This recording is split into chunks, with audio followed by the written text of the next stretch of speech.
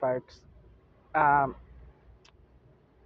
Many of us who want it and sick and tired, and you get to see the news saying the migrants taking over the jobs, the locals unable to do the work or can't do the work. One part can be true, and I can't say 100% is true.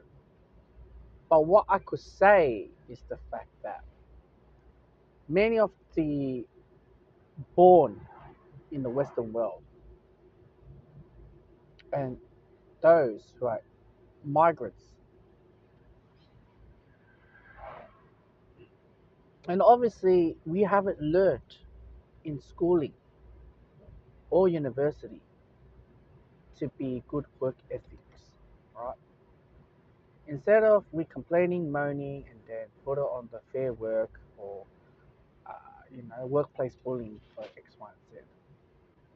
It sounds great, but how much it sabotages your career because people don't want to go near you because you're making claims like that. Is he gonna make a claim when I'm working with him? So people are avoiding, and that's why I said the less the better. No words is the best word. So I'm not here to say, and many of the roles. And obviously, there's certain topics you cannot talk about. But the more opinionated you are, it backfires you. Everyone has different upbringings, social upbringings, and the belief system. The less you talk about it, the better for you. Even you have a great idea, don't talk about it because even if you do talk about it, that means you challenge the master. You're challenging the great ideas. There was many moments that I brought like very great ideas, but I didn't do it. And now I don't bother to talk about it because what's the point? Instead, you're being targeted and they, question a lot. That being said, it is important to know what is it is. And back then, people think of those who are joining the Centrelink queue or the welfare queue because they have no work, unable to secure a hold of work. I honestly think they don't want to work. But now I'm 36 years old, and I start to realize how instability job is right now, and how you get fired easily. And it questions a lot, and it all comes down to definitely with the schooling. And that's why you get to see a lot of workers from migrants who can retain their work and not getting sacked in comparison to the Aussie born being outshined. And obviously, they're willing to take the management roles. And that's why I said a lot of the workplace becomes like that. And certain workplace has dominant with a certain minority individuals. And that, when you have a group of that, it becomes clear what's working and what's not working.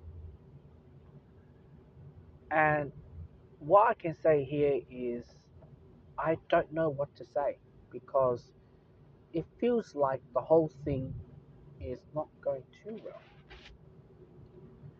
And I'm just here to say like this is because it's sad to see as myself as a second generation in Australia, even though I come from a working background that my dad taught me to become like this today.